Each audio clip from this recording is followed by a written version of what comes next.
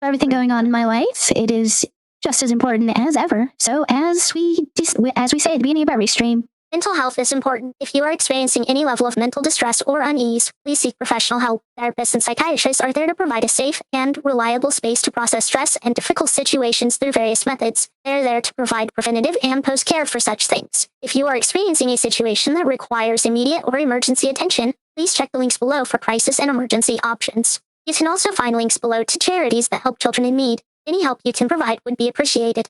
Our social media, Ko-Fi, Throne, and Discord server are linked below as well. The Discord is a community gaming space with a completely optional section for Dungeons and Moogles. And of course, there's still a link to the Cryptothera Hunter's Tale Kickstarter as well, so go check that out.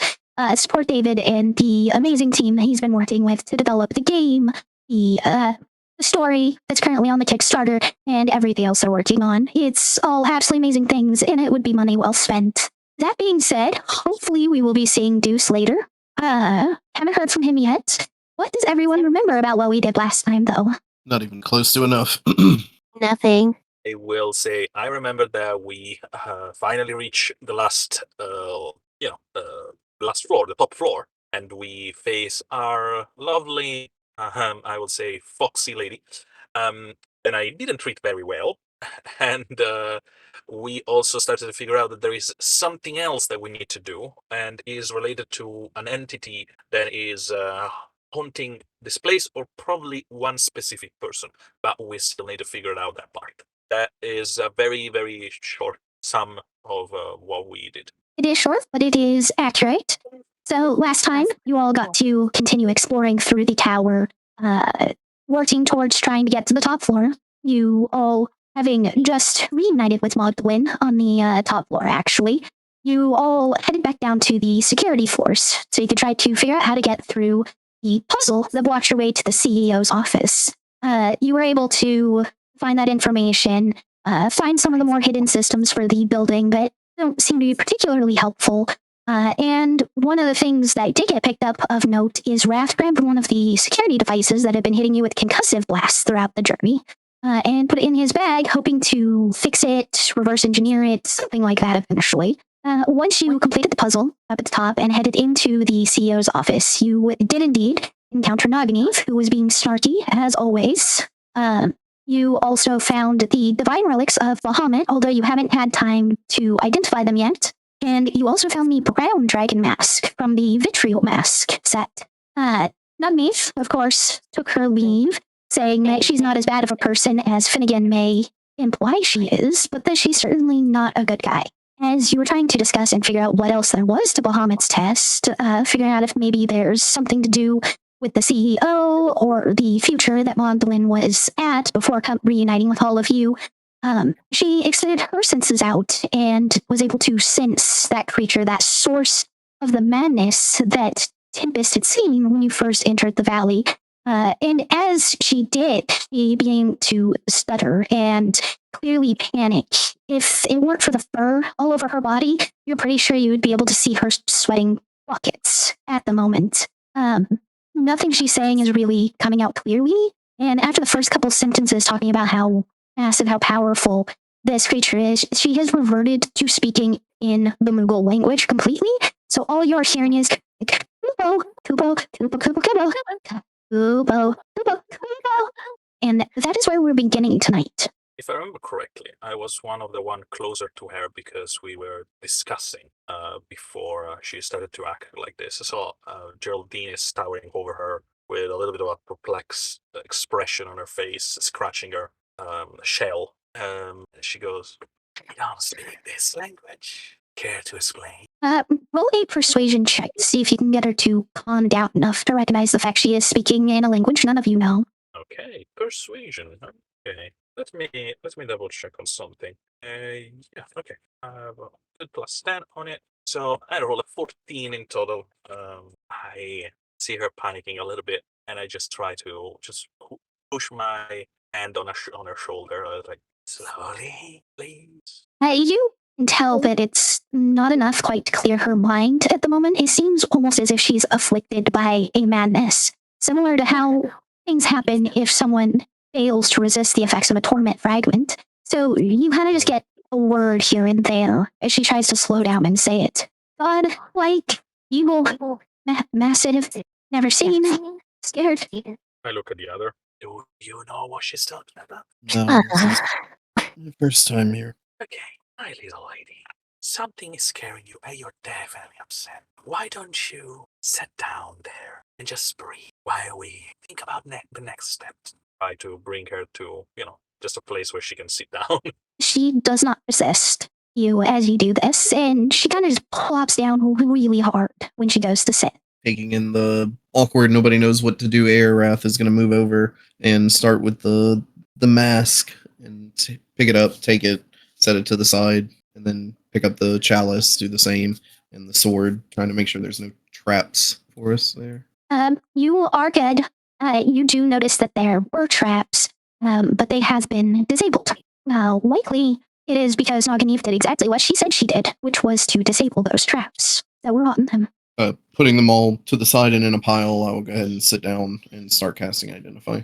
Okay. That is going to take 10 minutes per item. So, everyone else, you have time as Magdalene continues to kind of nervously tick and try to breathe slowly, but from time to time she starts to hyperventilate and has to be reminded to slow down. I do that. I'm close to her and I'm, try to calm her down. It will take some time. I'll sit over with those two, trying to gauge the amount of fear in which she's feeling.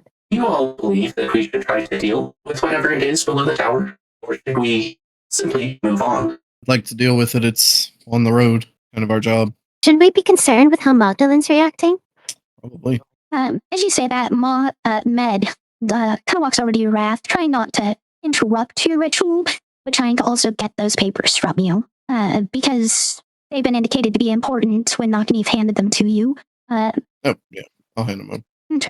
So as you all keep doing what you're doing, Med is going to try to read over the papers and find out what he can from all of that. Tempest, it is very clear, for as heroic and stoic as she tends to act, like, the first time you all encountered her, she dropped from the sky, found herself in the middle of a combat between you and monsters, and just immediately leapt into action despite the fact she was scared. She is almost paralyzed with fear. This is nothing like how you've seen her behave. Maybe we should get away from the tower for a bit. Try to really gauge out what we're dealing with before anything, but let's not hang out here. Why? I don't know, like, this kind of fear, this is intense. You don't see this often. I don't think it'll go away by leaving the front door either, though. God. This whole valley Put it seems up. to be imbibed. If you... The source underneath. Do we really want to mess with this right now? Did you have other plans? No, but just sitting around here, it's... She's clearly frustrated. What other plans can we do here? What ideas does anyone have? Let's see. In character, I get closer to Tempest and I just say, well, what are we trying to achieve? Why did we originally come here? It was to get to Naganeve, right? Originally, we came here because it was on the road and we saw it in a vision. Yeah, that's it. And we also discovered that it was a Bahamut test, correct? Correct. But we are not doing anything at the moment. Except, and I point to Mogling, she is afraid of something. What floor are we on? You're on the 73rd floor currently. Yep. If I remember correctly, is the top one? Yes. Okay. Is there a way to actually test this? Is there a way to actually test to see if this is, like, if she's, like, under a spell? This is very clearly madness. The same type of effect as the torment fragments. You have experienced just being within the auras of a few eldritch creatures, causing a similar effect before, though, so it's not necessarily a torment fragment, but it's the same type of effect. Because then I can I wonder if I can do dispel magic. Or would that not work because it's not magic, but maybe? It's not magic, so it won't work. Okay. Every time that the conversation quiets for more than about 15 to 20 seconds, you all start to hear that same heartbeat pulsing through the building. And each time it happens, you hear your own heartbeat starting to pulse in rhythm to it. You can hear both of them pounding in your head simultaneously. Presume except mine. But I still hear the pounding coming from around us. Yes, and you're right, your heartbeat is not pounding in your head, but because the sensation caused by the other, it's giving you that reminiscence of your own heartbeat, and it's making you think about when you had one. Yeah, no, I get that. And I try to focus and try to understand if it's just all around us, or if there is some kind of source that I can, pinpoint. You can, after like a minute or two, you can pretty clearly identify that it's reverberating upwards from the bottom of the tower. I think I have a hope fragment. I can actually go hand the hope fragment to her. You think you will help? Why not? I think I have one. Might calm her down. Yeah, because we've seen this happen before. So yeah, I think I have a hope fragment. Regardless, someone can hand a hope fragment to you for the purposes of it. So Okay. once you put it in her hand, you can see as the tension kind of mostly leaves her body, her shoulders suddenly slump down. She's still breathing very heavily, though. And at this point, she's actually sweat enough that you can see the fur on her face kind of glistening. She looks like a wet cat that just like got out of a bathtub. Her face is that soaked at the moment. And it's been about 10 minutes this way, so you get through the first one. Were you starting with the chalice or the short sword? The chalice, I would say, and the sword second. Okay. So it is a wondrous item. Any non-evil alignment, that is the only requirement for attuning to this. As with most of the items, there's 2 minor benefits, 2 major benefits, and 2 minor detriments. You can drink the holy water that is produced in this chalice at dawn to gain the following benefits until sunset. If you hit an evil creature with an attack, it's automatically a critical hit. Your critical hits deal max damage if the roll would normally be a critical hit, without that effect. You can cast True Resurrection by filling it with your blood and pouring it over the creature that you wish to resurrect. Your hit point maximum is reduced by 20 when you do this, and the reduction lasts for 7 days.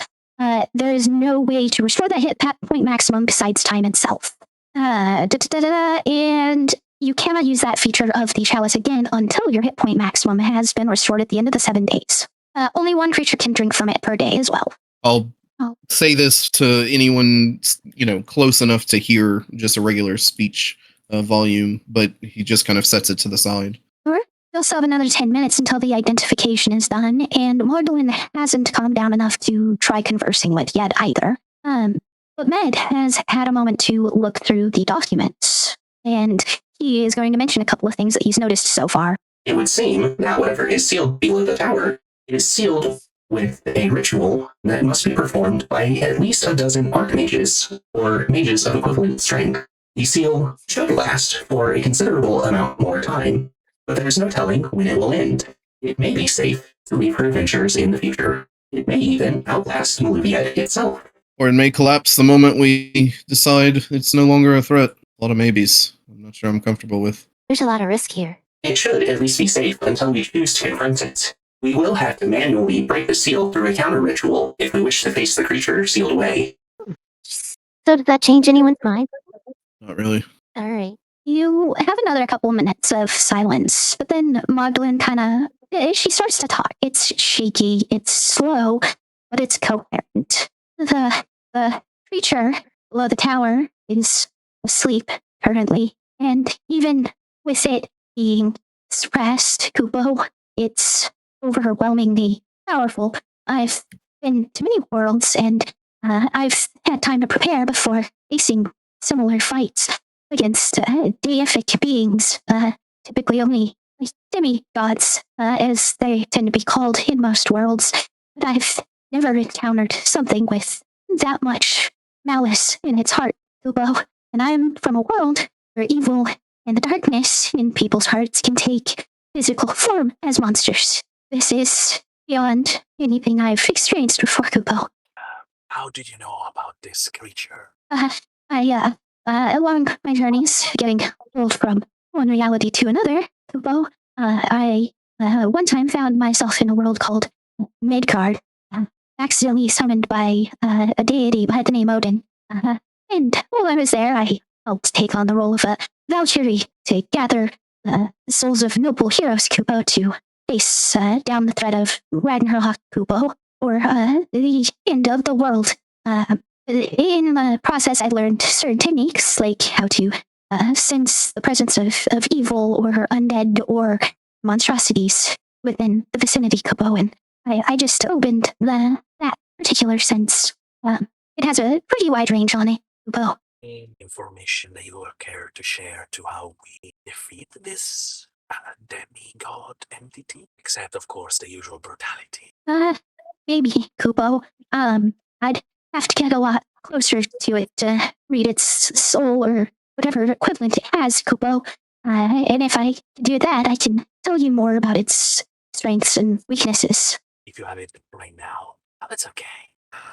Okay, so... And I turn to the other. We have this entity running amok into the place. We have access to the computers. Maybe we can find it instead of just going through every single floor. And also we try to make up a plan and try to understand why he's here. Sounds good? Like it.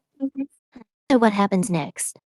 I don't know. I think we are going to fight it or cleanse it or wherever is needed. At the end of the day, this is a trial of Bahamut, right? So I'm guessing there's going to be some fighting involved, or at least some survival to do. I can agree to survival. Not every trial is fighting. I just figured that, big, silvery, golden dragon, there's going to be some fight. But happy to be wrong. Are we still waiting on Wrath, or? Yeah, there's probably about a minute of silence before he finishes with the second one, the Soul Warding Talon. It has the same attunement requirements, any non-evil alignment. It also has the two minor benefits, 2 major benefits, and 2 minor detriments. The person attuned, you have advantage and deal max damage against evil creatures with this weapon. You can sense the presence of evil creatures within 1 mile, not the exact or general location, just that they are within 1 mile. You have advantage on knowledge checks relating to fiends, aberrations, and monstrosities. If a creature you hit with this weapon has a weakness, this weapon deals damage of that type. If you roll initiative against a creature that you can sense with this weapon, you have advantage and proficiency on the initiative. Hello? Oh, I am so sorry. I didn't realize I was muted. Instead of explaining what this one does, I had a question. Just, are we allowed to use Yes. a plot point to instantly attune to an item? Yes, you can. So as I finish confirming what this is, I think Wrath looks at the group and says, maybe we should ask the god himself what his trial entails here, and he'll raise the blade and become attuned to it, essentially. You all see, because this is a divine relic, it's another one of these moments where a plot point is being used in a very major way right in front of you while you're looking. And you can see as the strands of reality are kind of pulled, and you can see Wrath's soul as it kind of pulls the connections between it and one of... Were you attuned to 5 items already, or did you have an open slot? This would be taking the place of the Bloodshed Ninjato. You all can see as the threads being pulled disconnect the Ninjato from him and then connect the short sword to him. And Wrath, you can feel an instant and powerful connection to Bahamut. His presence looms over the entire valley. Bring the sword down in front of him and mutter a prayer of progenitor of the dragons. Hear our call. Do you bid us to your valley to slay this ancient evil? Please, give us a sign. The building, as has been described before, is in very rough condition. It's old. The windows look fragile, and you can feel and you see as a powerful gust blasts through the window, shattering it, throwing glass across the room, and you can feel a powerful gust again and again. And Wrath, you know this pattern. So do you, Tempest and Twilight. This is the pattern of wings beating from the other side. He's here. Is there like a window or anything? Yes, a bunch of windows were just blown out by this, throwing glass through the room. Wrath moves towards one of these open air windows at this point, and he's just going to open his arms to feel the embrace or the essence presence, whatever it may be. You didn't notice as the shadow first cast itself over the window because the sun has mostly gone down at this point and it's already fairly dark. But you can see him high above the valley. His size is almost comparable to Ryushin's when you'd summoned him with the wish orbs previously. And every beat of his wings spans almost across the entire valley as he flexes them out, pulls them back down. Well, that's a fucking sign. Yeah?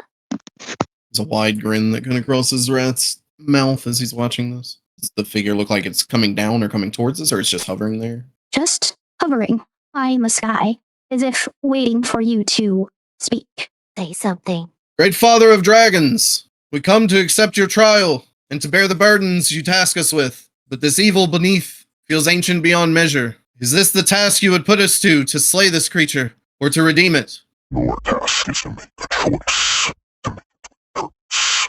Not every act is clear-cut good or evil. Your task is to prove you can make the best decision you can. This ancient being is sealed away by my or I'm based sealed, unkillable, stronger and stronger. Just lean down close to Tempest. Did the guy just say Tarask? Did I hear it? Yeah, I heard. Yeah, I heard that too. I heard it, but I couldn't make out any of the words. It was just, yeah, sometimes it's a little bit hard to understand, but we are not discussing all that. Not right now. Important things you need to know is these things that we are going to face is unkillable. And the more we fail, the more we grow stronger. Then we must not fail. Yes. That's I the read next good reviews question. about these. Wrath, you are speaking with a man there. Why don't you ask some guidance? I thought that's what I was asking for. We have to make a decision. We have to decide if we think this thing deserves to be put down. We have to decide if it deserves to rest or deserves to be free. We don't have all the pieces of the puzzle, right? What is these things and how we can make such an important decision if we don't know nothing about it? Not wrong, We but are we the only two that heard Trask? no, you weren't the only two. Okay. There are limits. That sounds like a limit, right? I have no limits. Let's do this. What gods, I'm confident in our ability, but I Well, won't make a decision for the group. I mean, if you're gonna go into it, I'm gonna follow too. Again, But- I'm not making a decision for the group. I won't tell Bahamut to unleash this thing without everyone's approval. Or rather, go unleash it ourselves, I think Med said we have to do. Either way. Kupo. I mean, before we do anything, maybe we should ask it what it wants. I mean, that's usually how we do these sort of things. We'd have to wake it up to do this that. This thing wants to kill everything, destroy everything, Kupo. There's no question in my mind after I felt it. We can't. So why we should allow these things to exist? I don't understand what kind of trial this is. Do we know what this thing actually is? What is this thing? A monster. Very, very powerful monster. Is it like a dragon? Is it Let me just say that it's big. big? Think of the scariest Okay. thing you've ever seen in your life. Well, let me put it this way. Take the most horrific, awful thing you can think of and multiply it by cancer. Money well spent. Thanks. Random NPC. You know you did voices, Magdalene? I dabble sometimes, Kupo. Maybe we should No. sleep on this decision. Let everyone like think it that. through. Do we want to leave? You can sleep here or go to the roof. Probably just above us, right? Probably, actually. While you're all discussing, you see Med kind of walk up to the window next to you, Wrath. Turn his head up towards Bahamut. You said the beast was unkillable, correct? Why is it unkillable? How is it unkillable? It is resistant to nearly all damage. It can reflect magic. It can regenerate from a single cell left living. Well, does anybody have a completely erase it from existence spell? I do not. I think it's called disintegration, and I'm not proficient in it, to say the least. Okay. And I look, Moglin. Okay, you said that this thing's one just to destroy and kill everything. Reason for it. There's no purpose except destruction. That's what you're suggesting. Yes, Kupo. I still don't grasp the reason for this trial. I mean, okay, find a way to stop the unstoppable thing. That's it. I mean, most of the stuff we did so far needed a different kind of approach. Someone purify the area, save a soul. I don't see any soul to save here. Maybe I'm missing something. Soul of the creature, maybe, I guess. But if this creature is a mindless entity with the sole purpose of distraction, what kind of saving we are proposing? I don't know. Sending it somewhere where it doesn't matter how much destruction it causes. Or just leaving it asleep. I don't think that's the point of this. I think conviction is. We have to clear the high road, and this is on the high road, so we gotta kind of take care of it. Yeah. Twilight's got- making a point. Yeah. Okay, good. Twilight is also true, right?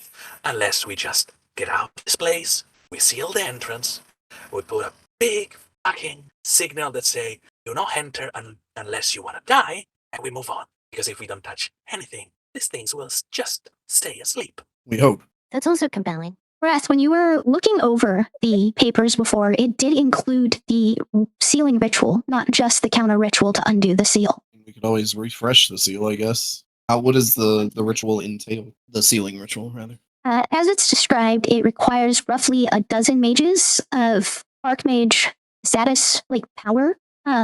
Otherwise, the ritual itself doesn't require too much in terms of like material costs. It's mostly about placement and coordination, about being more or less in step through incantations, movements, and the process takes approximately 20 hours of continuous work. I don't think we have For a enough people brand new here fresh to seal seal. this. I don't think we have enough people here to seal this thing again if we do pop the cork on it. So whatever decision we make is going to have to be final. I do have a spell called hallucinatory terrain. I don't know if that's What? going to help us in this. No, I don't think this is the right moment for that one. No, sorry. Well, Listen, I will study a little bit of this ritual. In the meantime, you guys are resting. Is that okay for you? yeah, that works. Uh-huh. Rat's going to gather up the mask as well and move over to the side and start. He's just going to unpack his stuff near one of the busted out windows and just start scattering it around before going into cast identify on the mask. All right. Everyone else, what are you doing as you stop to take some rest? I sit down in a corner, opposite of where they are resting. So like they are going to always be in my line of sight, and and no one can reach to me because I'm literally against the wall. And then, paper in hand, I'm going to start to take notes and analyze this ritual and etc. and try to see if there is anything that is related to the creature or is mentioned about why these things exist and if there is any possible chance to stop it, of course, except the ritual itself. Okay. Tempest.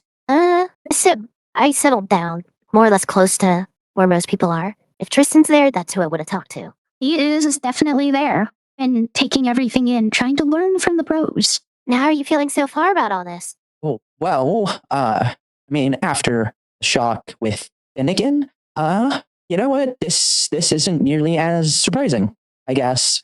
I mean, hearing there's a world-ending monster beneath the tower or something, but, I mean, fairy tales are full of those. Trask is something that I thought was only a fairy tale. Guess it's not. Ted, is hiding your smile from it. That is true. That is very true. Bass, Med? I'm sorry, what? Bass or Med? Do you have anything to add, guys? Welcome to a day in the life of this group. Yeah, fair enough, fair enough. Med doesn't seem to say anything as he kind of sits down in a position that you're familiar with. He's getting ready to go into sentry mode. Just assuming that you all are taking a full night's rest since it's getting late. Nearing 8 o'clock at this point. Okay. I guess we just all sleep on this and figure out what to do in the morning then. Think about it tonight, of course, but yeah. Or that. That's fair. This might be the Think we'd- hardest fight ever. What's up? Do you think we were brought all the way here just to turn away from this fight? Obviously not. We were brought here for a trial. That much we know. It was guaranteed to happen. Either way, it should be interesting what we decide. I said something earlier, but not all trials have to be fights. No, they don't. Like I said earlier, I don't think this is a matter of do we fight it or do we not, as much as it is do we allow it. Are we? What are our convictions? What are we here for? What are we traveling this road for? Sure. Set out the road, wanted to deliver a message, the convictions to fix all the problems and bring about, well, basically a full coup. Yeah. Follow all of you to whatever you decide to do. You know why I started down this road? How come? I wanted to prove that I still had what it takes to make other people's lives better. That I was still a hero, still somehow chosen above others, I guess. What am I doing if I leave this for someone else to do? Someone else's job. What if we take care of it, but we don't have to do it at this very moment? We can come back after the events unfold later. Bold, assuming we survive the war. We will so survive that. Certainly hope you're right. Of course. She glances over to Tristan. By the way, there might be a war. But yeah, we got this. Yeah, I guess that's not too surprising. Honestly, I mean, there's been enough wars in Maluviette's history. What's another one, right? Besides, that's why I'm traveling the road. I want to get stronger. I want to learn how to tell what's right, what's wrong, my limits, when it's better to retreat, come back later with a better plan, or if sometimes you just got to take it head on. So I guess this is kind of the embodiment of what I'm trying to learn. The reason I'm here. You know, funny thing about that is every time you get to one of these decisions, you know, do you avoid it? Do you take it head on? It's always different. There's no good answer ever. I guess it's just something you learn how to feel out, huh? Your own priorities. I keep talking about them. Those who serve under the Platinum Dragon have some of the strongest convictions to root out evil for justice and truth. Sometimes I wonder if maybe I was born under the wrong lineage. That's a deep thought. Yeah, I suppose it is. You see Tristan kind of like sit down near you, but not like in the middle of her stuff, looking out the window. Kind of just looks back, leans back, and just looks out at the night sky. It is a full moon tonight, although there is a considerable amount of cloud coverage. Let's rest there for now. Thinking on our options. The brown mask, is it really the brown mask, or at least does my identify spell tell me that? Yes, it is. And I realized I did not put accurate elements on there, damage types for the masks, the resistances. Brown is bludgeoning and bludgeoning, piercing, and acid. Yes, do you mind if I roll an investigation roll on the ritual and etc. to see if there is anything at all that give us, I don't know, I say in advance, but maybe something extra. Roll an investigation and an arcana. And an arcana, okay. Yep. So the first one will be an investigation one, and I do this over the time of resting with a 35. And the next one is going to be my arcana. 15. Your 35 makes the DC that you were looking for on the arcana considerably lower, as you spot what seems to be invisible ink written in little notes here and there over the pages. And the ritual certainly has the main way it's performed, but it seems like someone was trying to secretly devise a way to not necessarily like refresh it or replace it or anything like that, but to find a way to put new magic into it, to bring it closer to what it was when it was first cast. Alternatives that require fewer people and less magic. The biggest things to know is to do it. The more people you have, of course, the better you can regenerate the seal. But you have to find the points where the rituals originally cast, where the original casters were or would be. Based on what Magdalene told us, there is anything of what she was doing with her team that can suggest or can give us any information about this location? No, she hadn't had any information that she said so far. And if you ask her about it, she will tell you that nothing about a beast like this was talked about at all with them. That they seemed to either not be aware of it in the first place, or thought it was maybe in another location or in some other way not relevant to the current objective. She wasn't with them in their planning phases coming here. She ended up joining them while they were here at the tower. So she doesn't know much beyond their active goal to get to the top, to the CEO. So we need more people to fight this thing. Bottom line, right? Who are you asking and when? Yeah, exactly. I was out of game. Okay, so out of game, I would say probably us is more than enough, but we need all of us, to complete the ritual. And if we are able to find Magdalene's team, or maybe bring some of them here, that will help us as well. But that's not something that I can do because I don't have anything related to time and space. And the only person that can is, at the moment, the players. I can. So I can do it. No, you Okay. can't. Pius is the only one that seems to have... Yeah, Pius is the only one that has any real control over time in the party. And even then, it's a very tentative control. You're not sure if Med would have access to these same abilities, but so far he has not indicated that he can.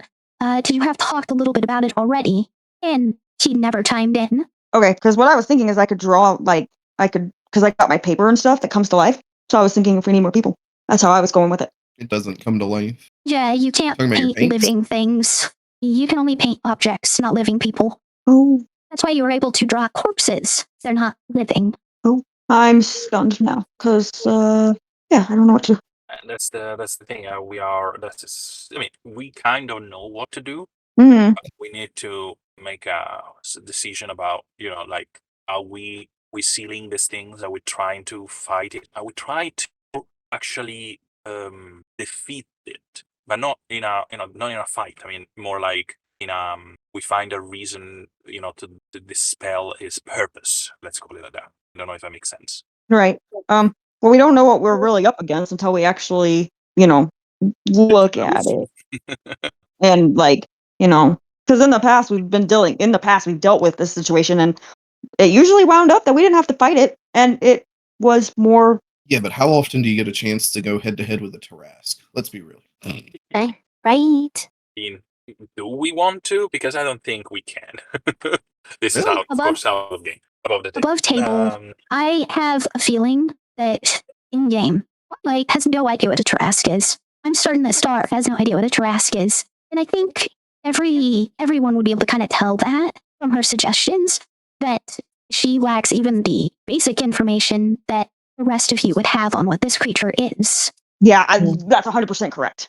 Yeah, I have no idea what this creature is. I'm thinking it's a little marshmallow. Have you ever seen Godzilla? Yes, above the table. Think about us facing Godzilla. Oh, okay. So okay, that's what I was kind of thinking about. But I was thinking, well, then I can draw Kong out of game. Yeah, the thing is, compared to this, Godzilla is like I don't want to say a walk in the park. It's the inbred cousin of this thing. Yeah, it's more docile. Mm-hmm. So that is the reason why I don't think we can face it, because we are powerful, don't get me wrong, but we are not powerful enough. Maybe in another 2 or 3 level. This is, of course, all above the table. In game, I'm still, studying those information. So, Wrath, you have a pipe of smoke monsters, and if you focus enough, you already know that your thoughts and emotions can affect what monsters it shows. So you could show her a smoke figure of what the Tarrasque looks like, or if anyone else has basic illusion magic, they'd be able to do the same.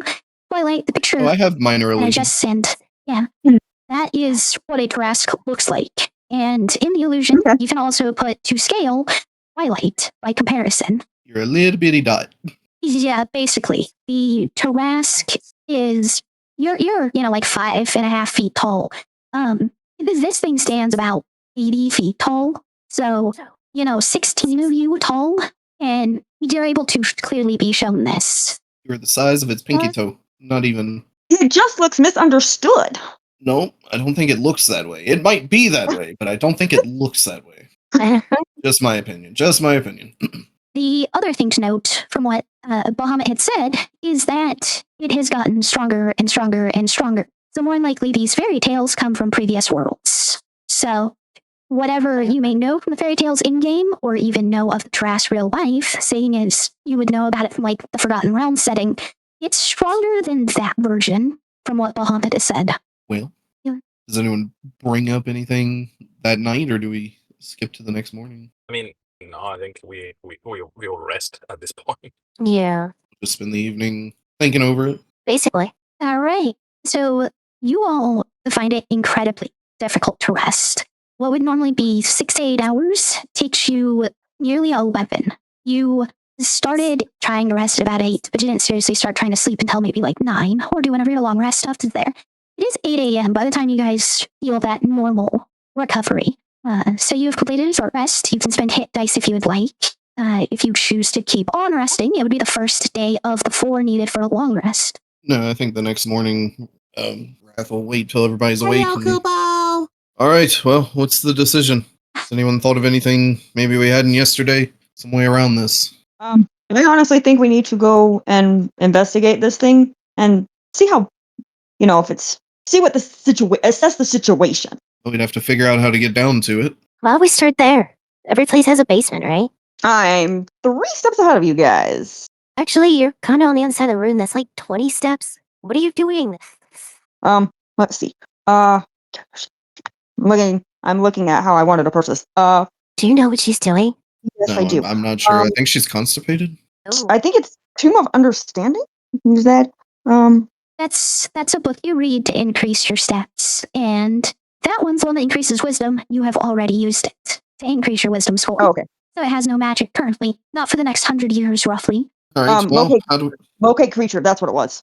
You know what the creature is already. it's below the ground, underneath the tower. I'll go look in the elevator and press the down arrow to B if it's there. Oh, sorry. Okay. I thought you guys said we need to figure out where it's at. Not how to get there. My bad. I'm sorry. Does the elevator go down all the way to B? So you'll have to head back down to floor 72 from the top floor. And when you cycle through, it does not go below ground level. The first floor is Ground the level's lowest the one. bottom. I mean, as How far the as the fuck do we elevator get to goes, this? there could be stairs somewhere. Maintenance? That's true. Have we actually checked the stairwell? Not except for a few floors in the middle, if I'm not mistaken. I know Geraldine and I, we took the stairs. Was there anything below the first? We didn't go that low. Well, time to go down low. Okay, well, we're taking the elevator down to 1. I don't want to walk all that. Wrath gets in the elevator. All right, let's go. This thing acts up, I swear. Oh, I'm sure it will. Oh, that makes me feel so much better. As you're getting ready in the morning, and you're going to the elevator and everything. Med's been attentive of everyone watching, not saying much. Magdalene seems to be deep in thought, and you notice while you're in the elevator, not right before you actually select the floor and start going down, he seems to be looking at some type of collar made out of this very dark bone. And Raph in particular, as he's turning it all around, he turns it at an angle where it almost looks like the face of a dragon, the way he turns it to you. And who is this? This is Med? No, Tristan is looking at this, whatever it is, this collar. Collar, like around the neck. Yes. Where'd you find that at? Since I had trouble sleeping last night, I kind of just rifled through everything in the office for a bit at one point. It looks like it had fallen behind one of the filing cabinets. So I just picked it up. It's entrancing. It feels familiar, yet different. I don't know how to explain it. Have you ever magically identified anything familiar with that spellcraft? No, I'm not. That's fairly simple. Keep it with you. We'll identify it a bit later. Next time we get a few minutes, it does take a second. But don't put it on you. One thing to learn about adventuring is you never just immediately wear the thing you found without making sure it's not cursed first. Very important. He kind of almost motions put it somewhere, and this is when you notice, and he kind of realizes at the same time, besides this collar he's holding, he has a shield, the robes he's wearing, and that dragon totem. So he's got a couple of basic pockets, but no bag. I'll lend you some space for the moment, yeah? And I'll open my bag for him. He nods and thanks you as he slides it into your bag. As soon as we get out of here, we're getting you a big bag. Don't worry. Go ahead and add bone collar to your inventory with a question mark at the end, just in case we take a while longer to get back to it, so we don't forget it's in the inventory. Sure. All right, it is there. I need someone to roll. Yeah, I need someone to roll a D100 in the Discord. Happy to do it, unless Tempest, you want to do it? No, did it work? 84. 84. You are good as the elevator lurches again, and you can hear the wheels kind of grinding and churning slowly at first. But the elevator holds, and you're all able to descend to the ground floor easily. Nice. You got lucky this time. How many more trips do you think we got in this thing? Oh, it's on its last legs. Wheels? Come on. I think we can go up 3. and down a couple more times. If you want to chance it, at least I can fly. Just keep the door open above it. All right. Well, let's spread out and look for a way down, yeah? Yep. All right. Are you all trying to do it as quickly as possible? Or are you all trying to take your time and meticulously, carefully comb over everything? I am taking my time because I'm not very good at this. Yes, same. The first floor, every floor, is fairly large as a whole. But since you are taking your time, you all get to take 10 if you spend 2 hours, or take 20 if you spend 4 hours looking. How many hours are we going to take, 2 or 4? Would we really spend 4 hours doing this? Let's do 2. How big is this area? The tower itself is like a quarter mile wide by a little, maybe a third of a mile in length. It is an absolutely massive building. Okay, so maybe 4 is better. I'm good with 4, honestly. All right, let's do it. All right. Who has the highest investigation bonus? Probably Is the Geraldine, question. no? I think me. I'm heading I have over a to plus our passives. You have a plus what, Geraldine? You cut out at the end. Oh, I have said I have a plus 17, I think, as well. Oh, yeah. Yep. 100p. Yeah, so being able to take 20, you hit that near impossible goal, a almost deific level of meticulous searching and coordinating everyone to make sure that you cover every last inch, every possible secret entrance and hidden door. You look underneath the countertops, you search for buttons, you see what each one can do, and by noon, you are 100% sure there is no way to get downstairs from the ground floor. What about outside? As many modern buildings, this is knowledge of the player. They have area where you park. There is an outside entrance because it's in the basement under the building. So I'm just wonder if on our way in, if I remember that there was some side entrance or anything else that was suggested there is a way to get under. Since you hadn't previously gone around like the entire outside of the building, you would all have to go outside and spend some additional time checking. But it would only take you about an hour to basically half of you go around one side, half you go around the other. But it gets to about 1 p.m. You had the chance to check. And based on like the thickness of the walls, the dimensions you saw inside, and just what you see outside, there appears to be no entrance to go down below from the outside either. And there also doesn't seem to be room for hidden passages in the wall. Well, does that mean whatever this basement is beyond us? Sorry. The center of hurt. How would we even access this ritual if that's the case? Yes, I assume that in our meticulous investigation, I also try to look for the blueprints of the place. Absolutely. Seeing as you could only check the first floor, you wouldn't have found blueprints. It's possible that there would be some in the security office or the maintenance floor, somewhere higher up, though. That would be a possibility.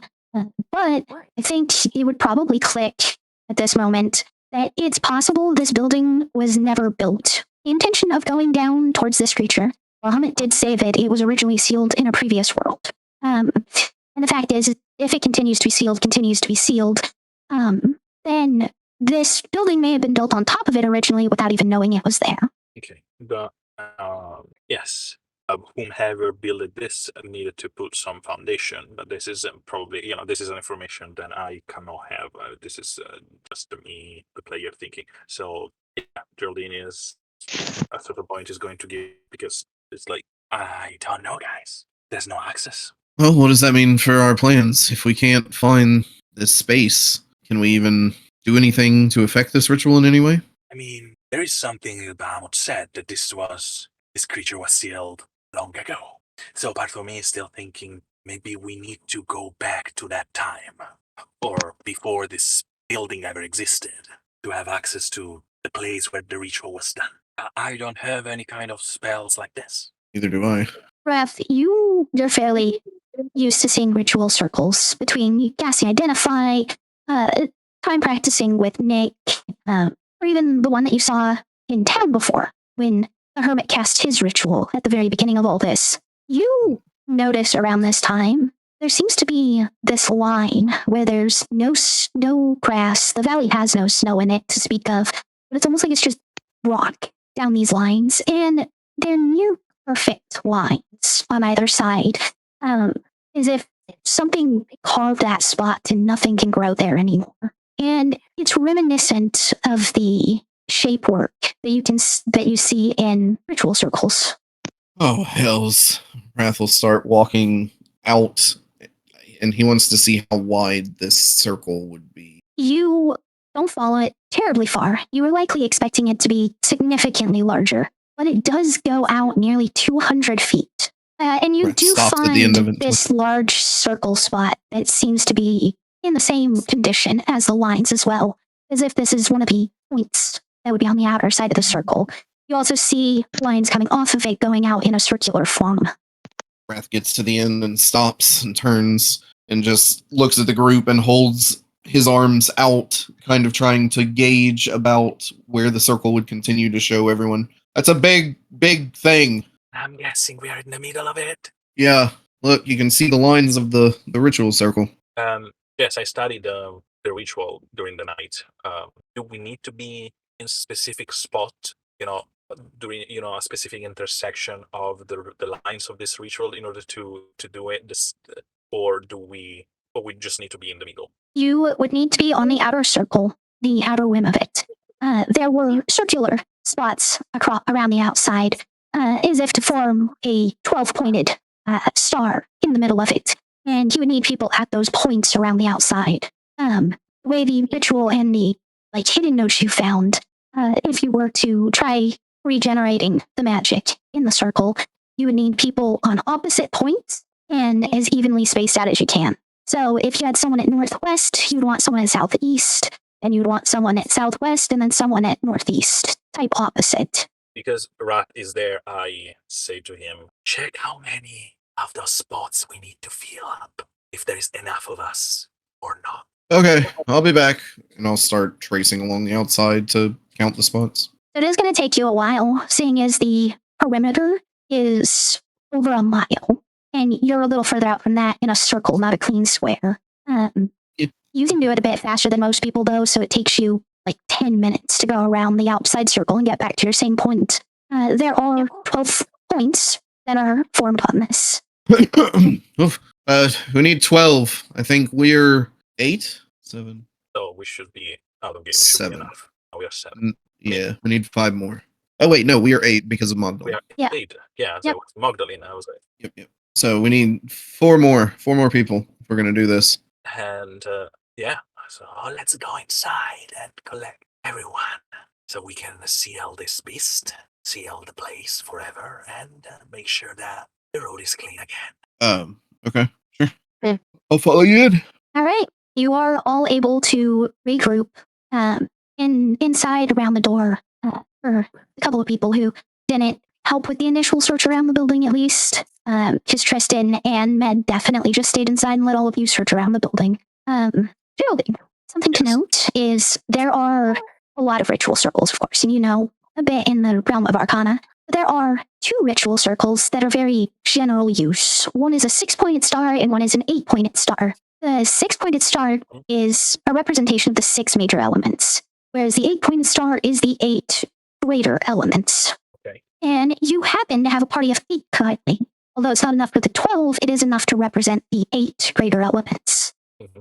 And I start to think about which one of us is better to represent which element, because I'm going to is it on that I'm going to assign each one to the specific spot. So we are fulfilling the ritual in the precise order and in the the precise crescendo of it. Are you revealing this to the group? Yeah, she is explaining to you all her thoughts on trying to categorize each person in the group by what element they're most related to. I think Tempest is fire. I agree with that, actually. And Pius, I think he's the earth. Although I guess you could be darkness too. Is that one of the 1, 2, 3? Yes, darkness is I one of was the thinking elements. darkness is for Geraldine. Yeah, that's There's kind of why I said fire? I was thinking fire too. I'm gonna go ahead and type up in. I mean, Yeah. Geraldine, if I'm taking Yeah, over real this, then if I'm taking over this, please let me know and I'll stop. No. I mean, I'm happy if you wanna join in and doing it with me. I mean, Geraldine has explained that we need to do these things. So if Twilight has any ideas or information, and she's like you're sharing right now, like, oh, I think Tempest should be perfect for fire and etc. I mean, go for it. And yes, probably. I think. Go ahead. Or water. Oh, Geraldine could be. I mean, So, I can be water I- or dark because water Yeah. is my original element, but I'm pretty much dark all the way through now. I Yeah. was actually thinking I water want for me. I want to just quickly give the 8 elements for anyone watching. There's dark, earth, electric, fire, ice, light, water, and wind. You typed that up in chat, right? Yes. Yes, it's in Highroad talk. I feel like Magdalene is possibly wind. Okay, so we all agree that Tempest should be or a fire, right? I have no objections to that. I'm always on fire. And hot. Yeah, that's what I mean. The spark between you two just always lights our way. Twilight, I will punch you. So I want you. I have a question for you, Lance. Do you remember what elements everyone was aligned with on the 6-point star at the beginning of your journey? I do not. That 6-point no. star I do. did not include ice and it did not include electric. You remember a star? I remember think which I one do. Wrath was on? Yes, he was on lightning. No, Yeah, it was no you lightning, didn't no have No. ice. Okay, no lightning. So he was actually on. probably water, if I had to guess. Honestly, thinking about the original group. So I will go ahead and let you know, because Wrath, you'll remember after a bit.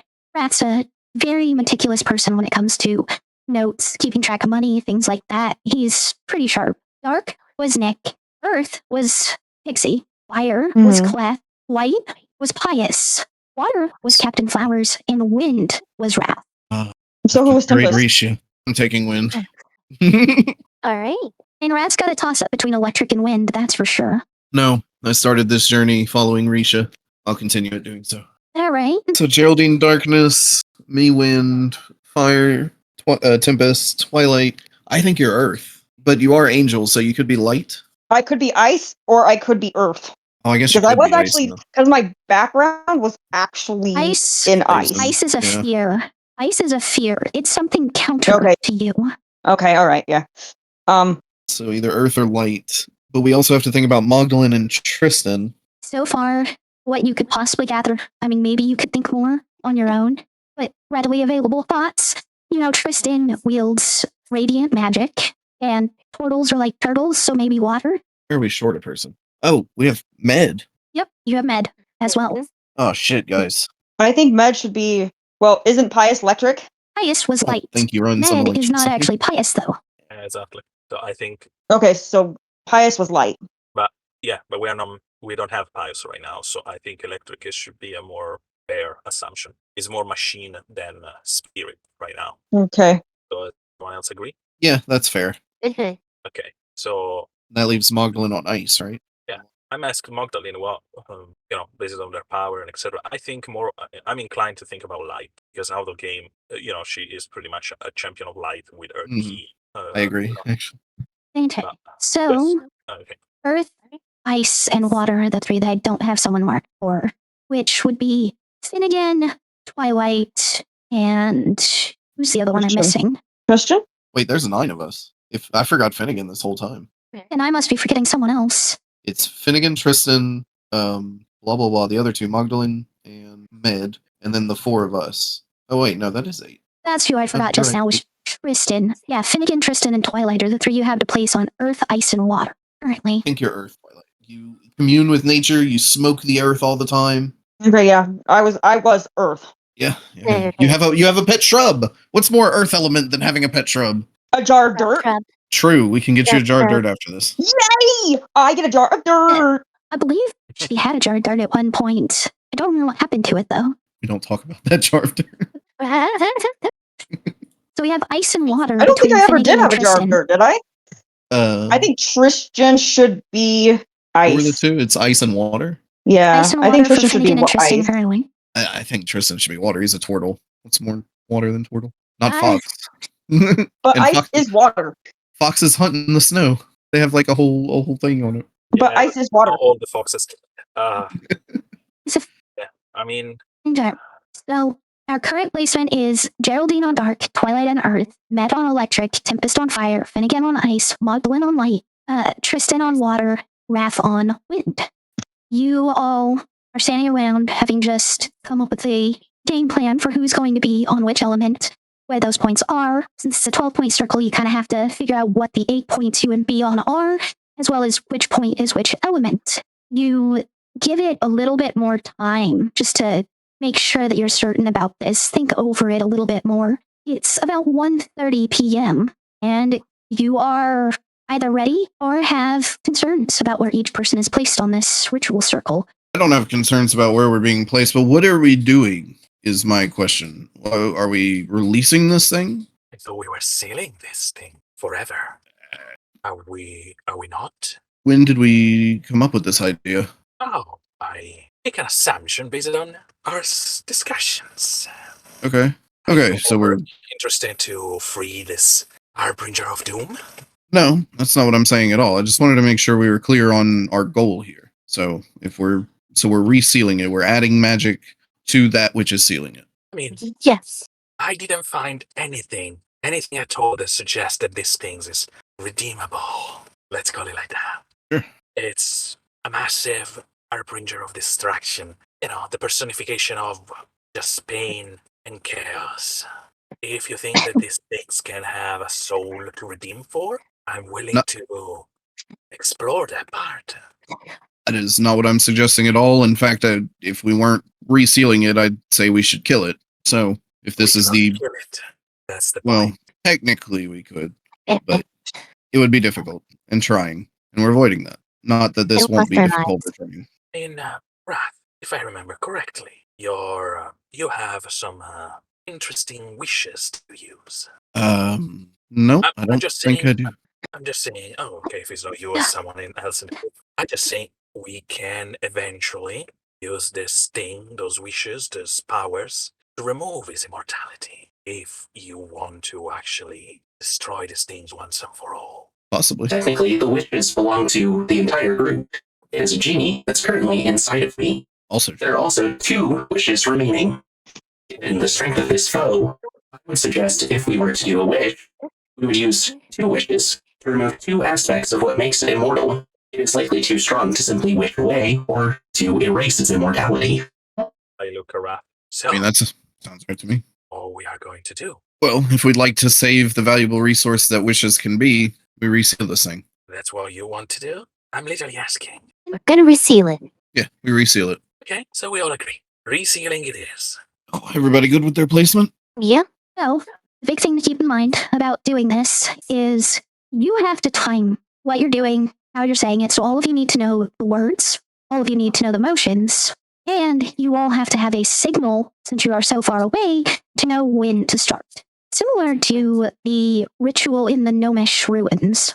Anybody have any good telepathy skills useful for this? I mean, we have our messages, and plus I can use prestidigitation in order to create a seal in the sky to when to start. I think that we should spend a little bit of time learning and practicing and making sure that, like when we did it in that big town, let's call it like that, we didn't, we got that extra time just to make sure that we can make it right. And at the time we had, fights in between, and this time we don't have nothing. So we can actually spend a little bit more.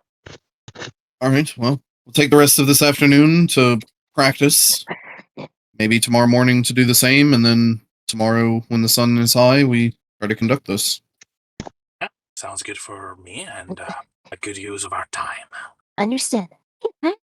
All right. So, everyone needs to make an intelligence roll and a dexterity roll. This is going to determine how long it takes everyone to get down the steps.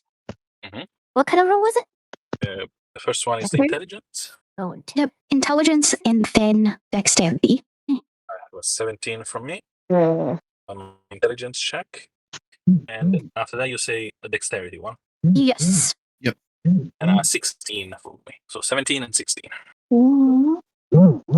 That was my dexterity. Okay. All right. So, Magdalene was those first 2 rolls. She got a 10 on intelligence, 8 on dexterity. Geraldine, you got a 17 on intelligence, 16 on dexterity. Tempest, you got an 18 on intelligence and 25 on dexterity. Then Tristan got a natural 20 for 22 on intelligence and 13 on his dexterity. Twilight, you got a 19 on your dexterity, 23 on your intelligence. Med got a natural 1 for 5 on his intelligence and a 15 total on his dexterity. Wrath, I only need to know Wrath's rolls to see if they're worse than Med's. They're not. They're 23 on intelligence and a 19 on dexterity. So by the end of this first day, basically, between 1:30 and 10 p.m., he has not been able to memorize the incantations and the movement patterns together. So he's decided he needs to take a different approach and try to memorize one, then the other, then both of them together. It's going to take you the rest of today and then the entirety of the next day before he gets it down, meaning that you are almost at 3 out of 4 rests for a long rest by the time he's done. Take one more and we get a long rest. Yeah. Yep. Basically, you go to sleep the 3rd night and then you take a whole 4th day and night to rest again, and then you're going to be all topped up and ready to go. Everyone, get your last prayers in this final day. Lord knows we'll need them. Are y'all okay with that? I mean, out of game, Geraldine Yeah, would need a long rest, but yes. Yeah, I'm fine with that. I'll We'll do actually- great tomorrow. Actually, didn't we just get along? Yes, you did. You there have been spell slots used, and there has been damage taken along the way. So, but See some. as a whole, you did just have a long rest. We just be safe. Take one extra day. Make sure that the people who are struggling get it down pat. Mm-hmm. I think we take an extra day. All right. So between the tenuous environment, the possibility of damaging this tower in a way that collapses it, and just spending extra time on things, your downtime will consist of things like extra rest or like communing, which could potentially get you more information on something. Yeah, I want to spend time chatting with Magdalene and about, what was going on, our mission, our ward, things like this. All right.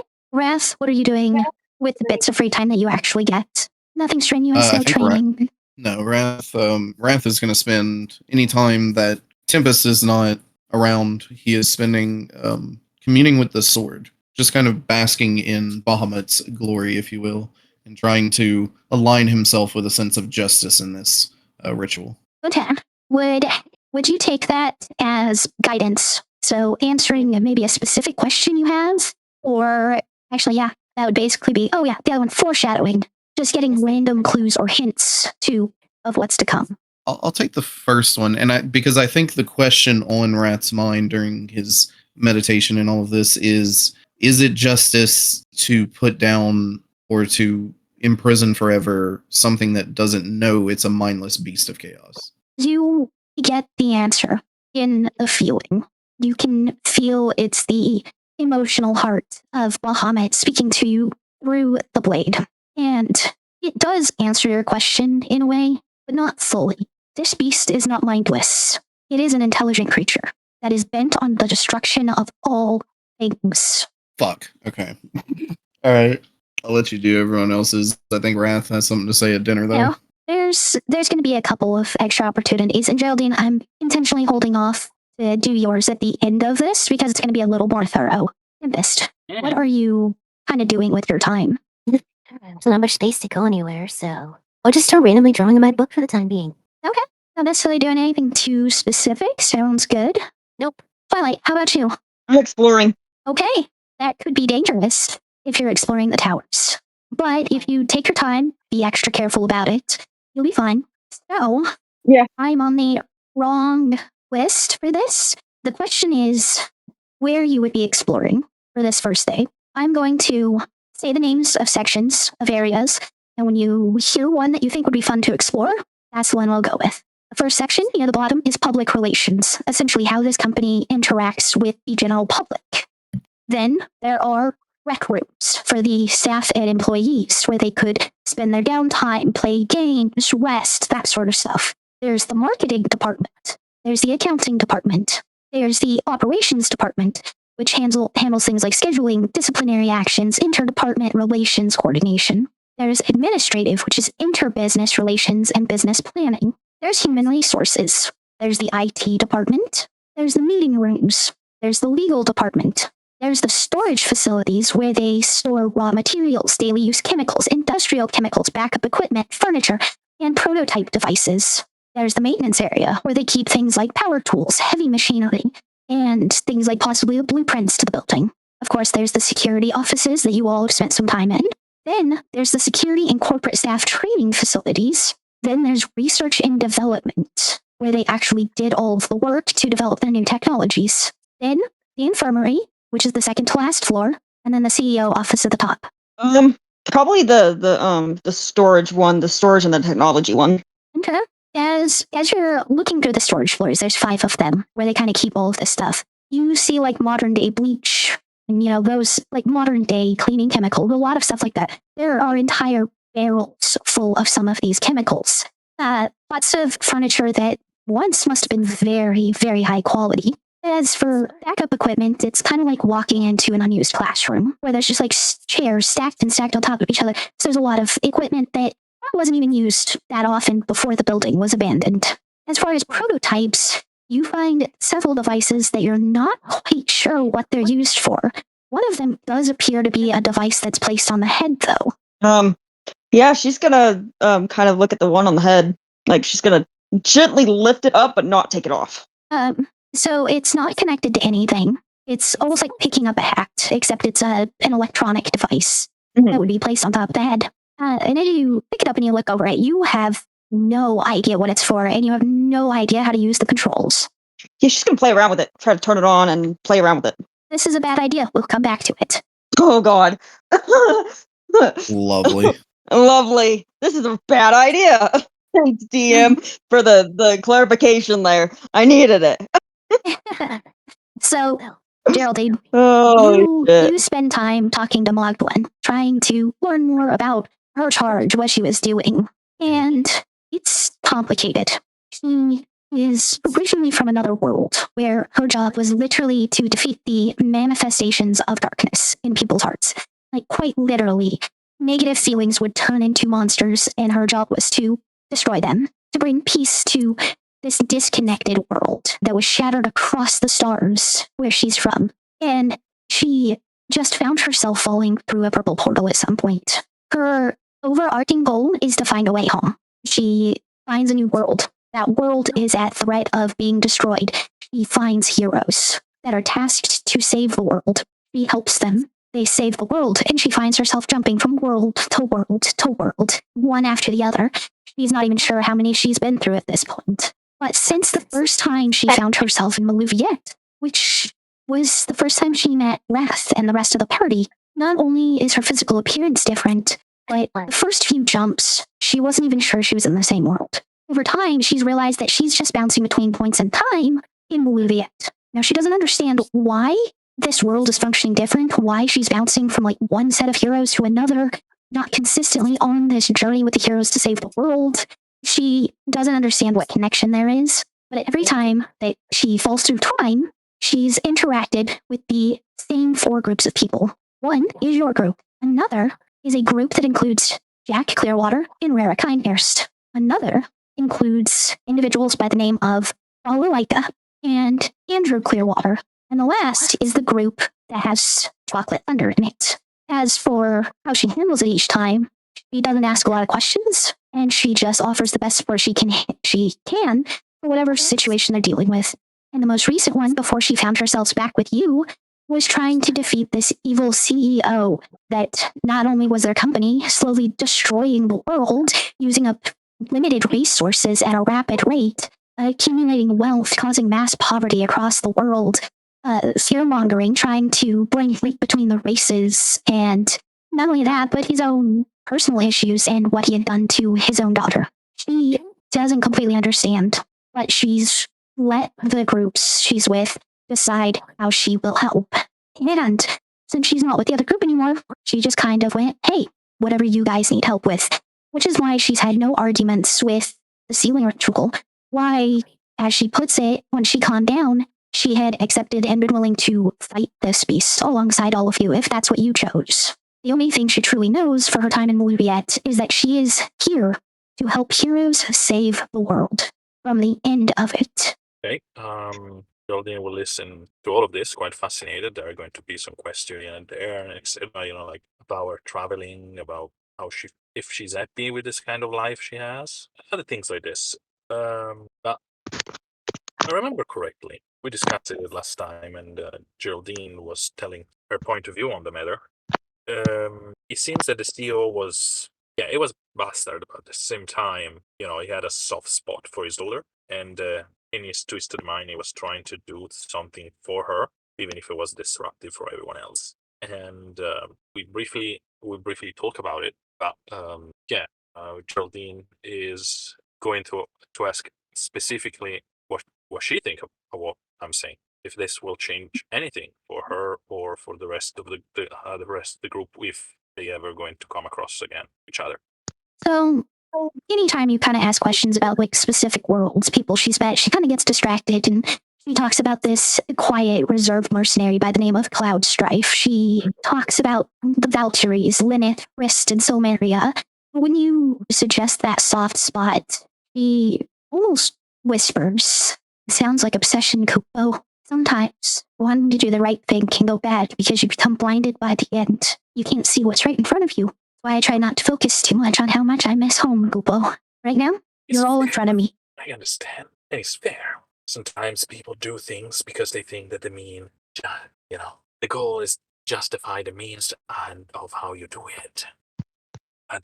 That's the thing. I'm not here to judge the guy, and you shouldn't do it the same. I just wonder, the moment you are going to go back, if you're willing to share those opinions with the daughter herself. Kubo, maybe. Whenever I bounce around, I always show up at a different point. I don't revisit the same mission, so to speak, Kubo. If I do, I'll tell her what I think. Tell her what you said. I don't know. It'll probably be after everything's said and done with what they were doing, Kubo. But maybe it'll bring her some peace afterwards. Maybe, unless she already killed him. I will not bring her peace or regret.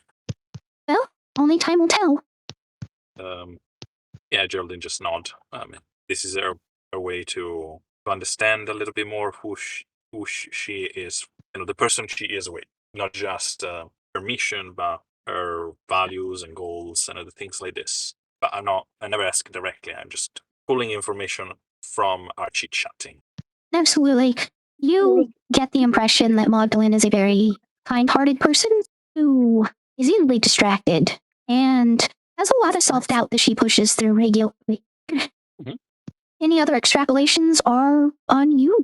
On me? What do you mean? I mean, anything else you may think of her or who she is just whatever you actually think. So, whatever it is that you think about her is what you think about her, in addition to what I said. So, she does a lot for other people, but I feel like she's also a little bit casual about it. It's like, if it happens, happens. And like, she doesn't have a lot of agency on other people's choices and such. And it's true, you don't actually have, because everyone they can decide it for themselves. However, Geraldine is also keen to, I don't want to say manipulation in a bad way, not just to steer things in the way that it's more convenient for her and for the other that she is with. So yes, at the end of the day, it is manipulation, just done it for a good purpose. So she feel like that probably, in order to move and not stop and carry on, like she's just said, Magdalene preferred to, sometimes just ignore some fact because they will be too much to bear on the long run. That's what Geraldine thinks. all right. Do I make sense? Absolutely. All right. Back to Twilight. The first thing I need you to do is roll a d6. A 1 or a 4 will be skills, 2 or 5 will be tool proficiencies, and 3 or 6 will be languages. Okay. Roll 1d6. Okay. 1d6. Go. All right, it's going to be languages. I need you to roll 1d16. D6 plus 16? No, 1d16. So 1/6. Oh, 1d16. Okay, sorry. Yep. Oh, lucky 13. No, it's not lucky. Yeah. You rolled the most horrific one possible.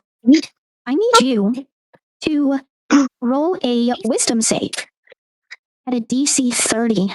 1 plus, let's see, wisdom. You're going I to have think to roll a that's 19 or 20. You have a plus 11. You have to roll a 19 or 20 to pass this. You I think I'm out do of not. luck. Yes, you are out of lucky at the moment. Mhm. You manage to flip this device on, not knowing how to control it, and you find yourself spending probably about 4 hours time for like everybody else, trapped inside a virtual world inside of your own mind. Oh, God. With a very strict tutor who is trying to teach you the Eldritch language. Every time you make a mistake, the teacher shocks you and repeats the phrase, "The pain helps you learn." This is an incredibly difficult process for you, because not only is it a very difficult language, this is not exactly your forte. You are not the type of person who learns languages, who learns translations, and you spend the equivalent of 4 days going through this before you finally have a rudimentary understanding of the Eldritch language. You now have the Eldritch language on your list of languages known. Wow. But you have a permanent fear of teachers. Anything that doesn't seem like a casual friend interaction to help you learn things will send you into a panic attack from now on. Oh, wow. Yeah, not great. But I learned a new language. Woohoo! Wish is positive. You also, for about 24 hours, are mute. So the second day of everything going on, you extremely quiet around everybody else. So, Again? yep, you are mute. All right. Okay, so I can't Technically talk. day Okay. 2. All right, day 2, the second day, Wrath. What more are you going to do? I know, is he muted or in a work call? I was muted, sorry. I think I would gather everyone up probably that morning. Be like, I think I've had a change of heart. If this thing knows what it does and relishes in it, I don't know if I can trust someone else to do what must be done. I think if we have a chance to end it with those wishes, that we should take it. Okay. I mean, I'm not keen on wishes. So if you guys want to use them, I'm never gonna stop. Let's do it. I'm not gonna say anything. So just to make sure that we are all agree on this, we are going to use those wishes to make it killable, and we are going to fight at the rescue. What I feel I'm being called to do. And Bahamut is okay with this. I don't think Bahamut wants us to make one decision or another. I think it, once again, comes down to our It's convictions. our decision, yes. I just wonder if you know about, if you had a preference, an inclination. At the end of it, we are going to choose. It's just... I mean, feel free to ask. His presence permeates the valley. I think I just did. And I look around, waiting if there is any answer. This particular question does not get a response from him. I pushed the wrong button. I think that just means he's waiting for us to decide. Okay, we need to restart learning the ritual. Yeah. My apologies. You're absolutely right. And just to make sure, we are not going to do it again. This is it. That is the decision. I think this is the right call. I think we have a chance. We have the ability to weaken it when others might not. We have an empty Highroad currently, devoid of traffic. So whatever it destroys will be naturally, replaced. Yeah, like a forest is much more fertile after it's burned down. You're not wrong. I say we do it. Okay. Geraldine will take the other side of the documents she has and started to teach everyone the other part of the ritual, the movement and etc., just to make sure that we are all on board with this. Luckily, this one mostly comes down to timing, as the unsealing process essentially requires invoking the elements in this kind of looped pattern. But one person has to say their phrase, then the next one their phrase, then the next one their phrase. It goes around the circle and repeats. So the biggest thing is this meticulous timing where you have to all say your phrases at the correct time for an hour. It's not terribly difficult, at least. So everybody, just give me an intelligence check. Fucking. Ooh. Sweet. Geraldine is the one that struggled. Oh no. Intelligence check. Let's see. Geraldine is right. You scramble her plan, so she's just a little bit behind. I'm so sorry. Wrath, on the other hand, is emboldened by his sense of justice with a natural 20 for 24. Did you roll that Alright. for me, Jess? I did not roll, but you did. But Okay, you have it a looked plus like you did. 9. No. Cool. Your intelligence is a plus 4, so you got an 8. And Tristan had a natural 5 plus 2 Oh, okay, for sorry. 7. Okay. So yeah, Geraldine, you and Tristan and Twilight are going to take most of the day to get down your timing and rhythm. Everyone else, on the other hand, you do well enough. It only eats a couple hours a day, and you still get one more, day worth of activities. Yeah, Geraldine is a little bit frustrated. Which Wrath, Tempest, Wrath, Tempest, what I would recommend you spend your day on. You may have ideas that you think are better, and that is perfectly okay. I recommend figuring out what 2 aspects of this thing you should wish away to be able to truly defeat it. I was thinking that would be a group decision, and I was actually going to spend my time helping the ones who are struggling to learn it. Okay, Tempest, how about you? I'm gonna start thinking of ideas. Brainstorming. Brainstorming? Yeah. Ideas about what specifically? What aspects do you think would be What to best wish to for? remove, or do what? Basically that. Okay, so you think on it. You spend your day communing, trying to think of what Bahamut said, even calling out to Ferodi, the goddess of death that you are connected to, who better to ask for how to truly kill an unkillable monster? And essentially, what you get back is that there's no truly best two options, but there's a top three. Its ability, or its magic reflecting carapace, which can launch magic back at the person who casts it, its ability to regenerate its wounds, or its ability to temporarily absorb elements. Essentially, if you hit it with elemental damage, it becomes charged with that elemental damage. Okay. I think we definitely want to get rid of the regeneration, right? Yes, And- absolutely. And the And I think- magical thingy. Yeah, I was thinking the magical deflection also. Because I was gonna say. we are using so much magic, guys, during the fight. Yeah. Hear me out. Take away the ability. Wish it can never wake up. And Why is everyone looking at me? Because you may have just solved the entire thing, but what if we think differently? What if we wish it... Well, hold on, actually. Because what if its carapace protects it from direct spells? Oh god, I'm thinking too much now. So, Tempest, basically what she accrued from this is that its magic reflecting carapace can reflect all magic, including all magical abilities, such as a true dragon's breath attack. It can reflect literally any type of magic, potentially, but there's no guarantee it will reflect. Yeah, those two. It's got to be those two. I don't... and sorry, if we need to do it one first, I will say the Carapace first. Because if it doesn't work, we will know immediately without wasting the second spell. Yeah, yes, 100%. I don't know if wishing it to stay asleep accomplishes what I feel like we need to. If we wish it to remain asleep, what if someone wishes it to be able to wreak its havoc while asleep? Yeah, at the same time, someone can wish it to bring it back to life, Wrath. Everyone can do everything. Wish that it could never wake up and wish that it would be forgotten to all time going forward. Sorry, I read too many books. I feel like we can The- be sure if we kill it. We can't be sure if we don't. Wish for it dead? I don't think that works with this. You've been blatantly told that it's simply too strong to wish dead. Yeah. Oh, this is driving me crazy. I think we remove these two things and we kill this motherfucker. Okay. Yeah, I'm gonna kill a All right. Tarrasque. No, you are going to kill the Fenamundi, an There you go. upgraded version of the Tarrasque. Just above table, for everyone watching and everyone here at the table, I extended the challenge rating chart past 30, following its general patterns on it. This creation is estimated at like a challenge 44, 45. I want that to be understood. Yeah, no. Oh my god. This is gonna take everything we got. Wishing away its ability to reflect magic and regenerate is kind of a big part of its, challenge, because that gets factored in. So wishing it away actually makes it significantly easier to kill. So, and Still. Wrath, with you helping everyone else, you all are 100% sure that you will be able to perform the unsealing ritual correctly. Also, as a note, everyone, if we see it getting low enough, I have a single disintegrate. That's good. Agreed. All right. He's ready for this. If we die, I'm haunting you. Do it. All right. So you essentially started your long rest back on February 6th. That was the night that was the night that you had reached the top of the tower.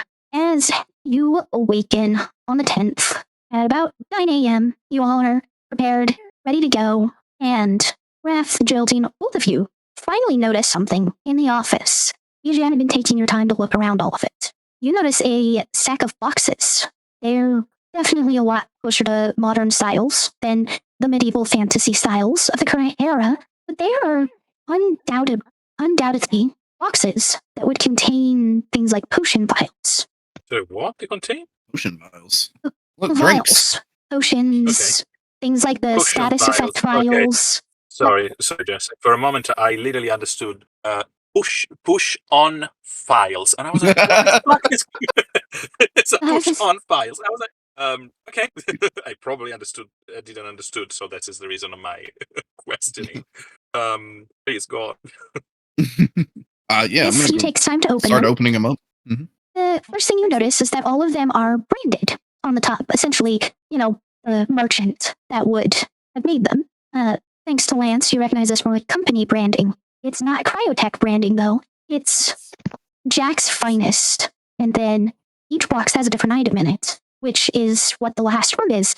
It's Jack's Finest Elixirs. Jack's finest angel tears and Jack's Oh. finest high tonics or high tinctures. Jackpot. Yeah. Ooh. Hey, everybody come here. What? Ooh. We got potions. Did you know What's- what they do? Well, they restore your magical capabilities. These can bring someone back from the edge of death, and these I think just heal you. So elixirs heal both hit points and recover spell slots. Ah, that's it. But tinctures recover spell slots, and this is the improved version, so a fair number of them. And of course, the angel tears can revive. Actually, hold on, I think they're phoenix tears. It's the Phoenix AoE tears, version of that's it. Yeah, Oh, because one only revives one person, one is an AoE effect. The ones that are in there are the ones that do AoE, recover, revive. shit. And for all you gamers that are inside your characters, this feels like the sash you would find hidden before the final boss of a video game. Or a secret boss. That's exactly what I was thinking. Yeah, I was like, this is more like a secret boss, like Bahamut in, I don't remember which Final Fantasy. Yeah.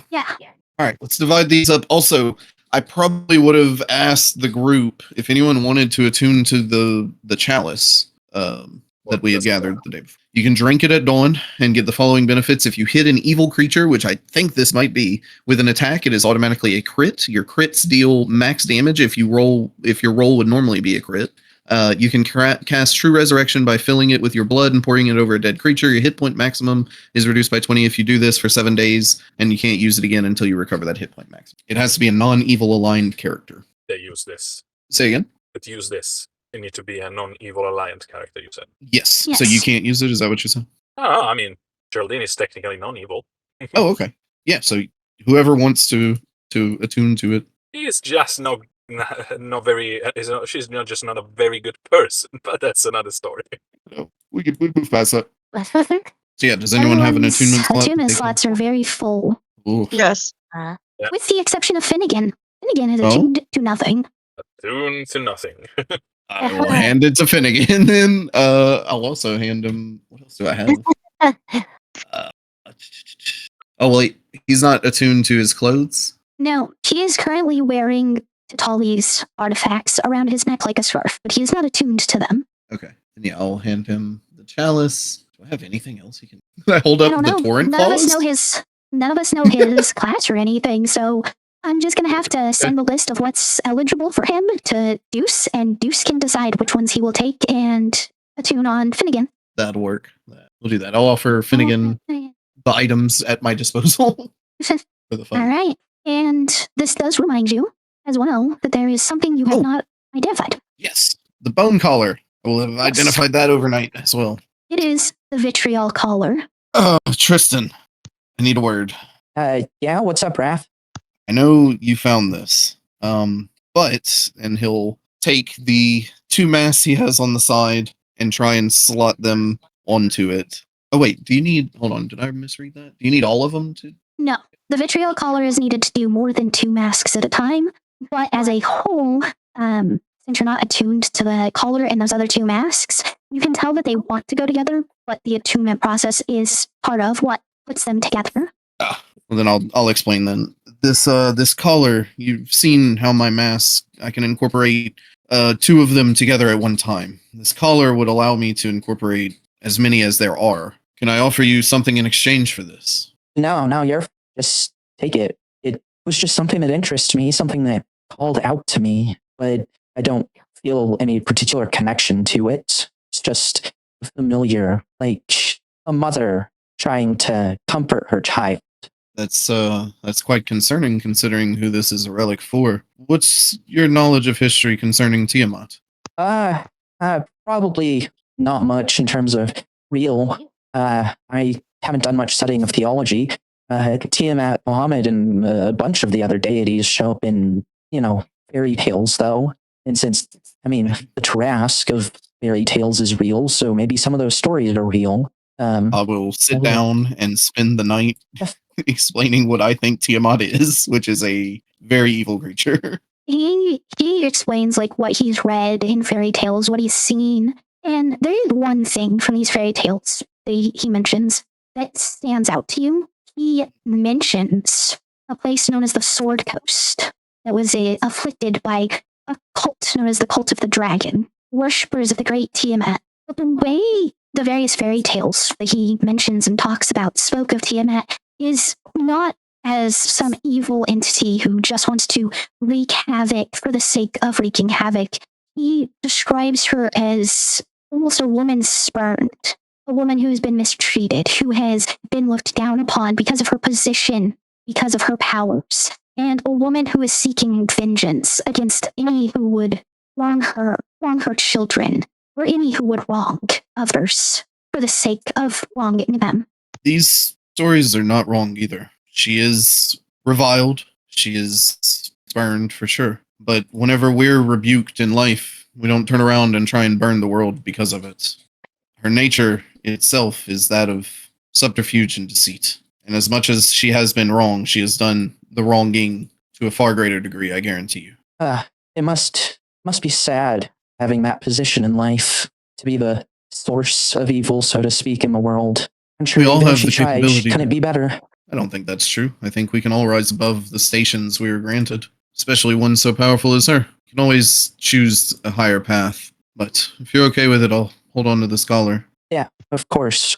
Do you think that someday in the future, when this is all over, war, journey down this road, whatever else might come, do you think you and I might ever have the opportunity to speak with her, to see if there's any way we could help her? There's a gentle smile that crosses Rat's face as he stops. He considers.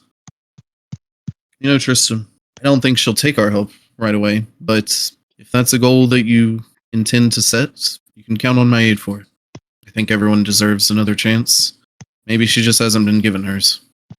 You can see the eyes light up, not necessarily with excitement or joy, but with determination, a fire and confidence you haven't seen in him to this point, as Just he remember. nods, clearly indicating that this is something he wants to do. Just remember, whenever you're trying to help someone, regardless of how much help you're doing, it never brings positivity to the world to hurt others, to hurt other innocents, rather, in doing so.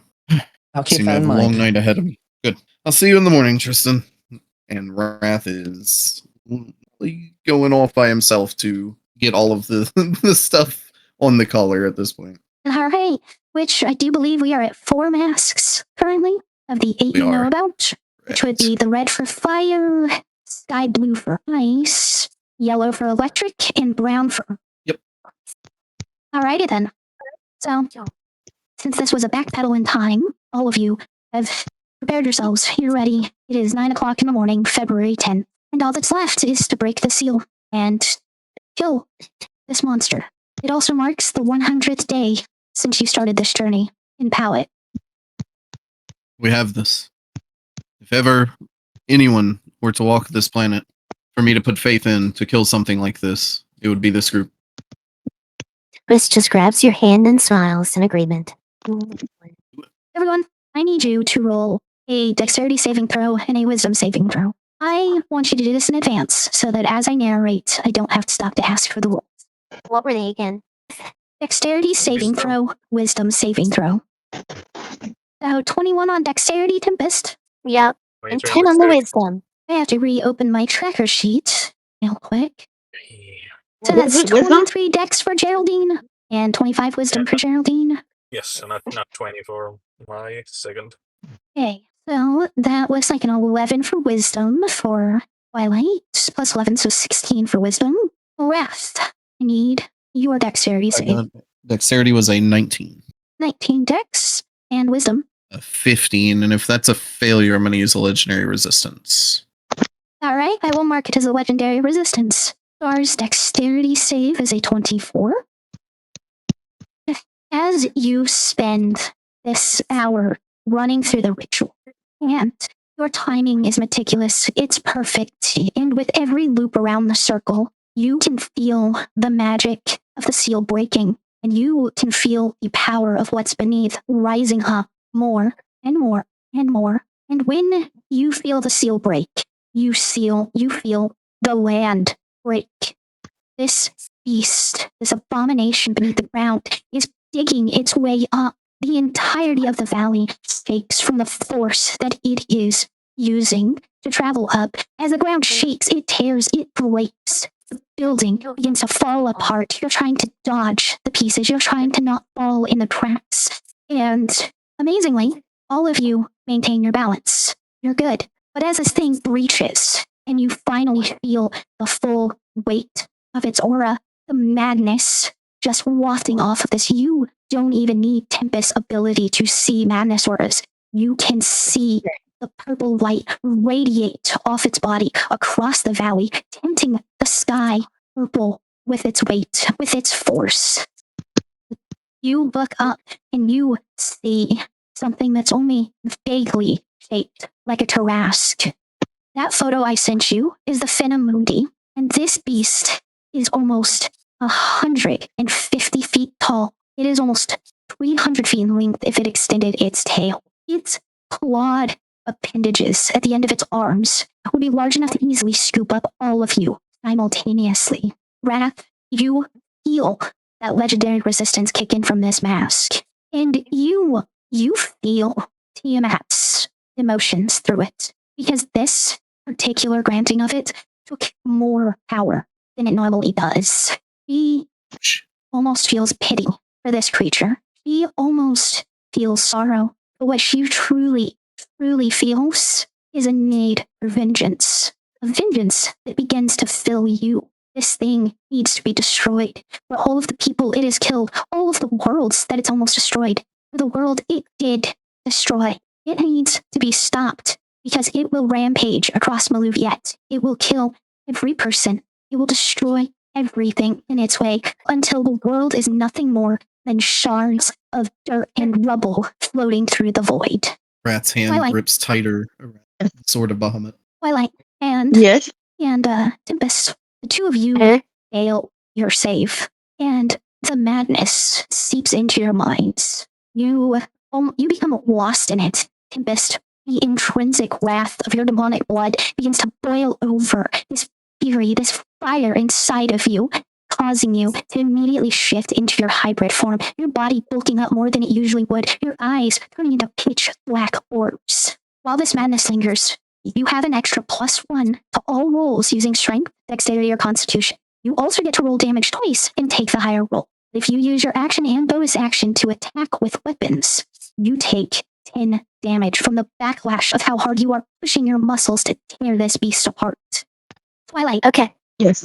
You see reflected in this purple sky dark storms, thunderstorms. You see the snow, the frozen tundra. The entire world in your eyes is now covered in snow. You feel the chilling ice running up your body. Your fear of this, your fear of being frozen again, amplified to the maximum.